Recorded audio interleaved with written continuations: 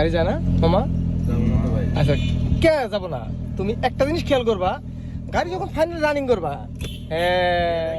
এটা একটু উঠাও, একটু উঠাও, ওই যে দেখো এই চিহ্নটা লাল না, গাড়ি যখন চলবে চলার আগে তুমি মিটার দিকে তাকাবা তোমার কোনো রেড সিগন্যাল আছে কিনা। রেড সিগন্যাল মানে তোমার বিপজ্জনক, তাই না? তাহলে এইটার পার্কিং ব্রেক, এটা যদি উঠানো থাকে তাহলে গাড়ি তোমার এগোবে না, ঠিক আছে? ওকে, কিন্তু গাড়ি কিন্তু বন্ধ হয় না তোমার, তুমি বোঝার চেষ্টা করছো যে আসলে আমার ভুলটা কোথায় বা কি কারণে যাইতেছে না। তাহলে হ্যান্ড ব্রেক উঠানো আছে, নামানোর আগে আগে গিয়ার দাও, গিয়ার দাও, হ্যাঁ।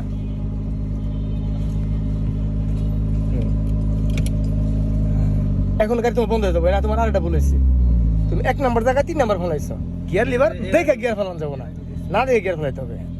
এখনো 3 রইল, না দেখাও করো, মাঝখানে নিয়ে আসো, হ্যাঁ এবার ওকে, এবার তোমার গাড়ি আরামে যাবো, দেখো ওকে।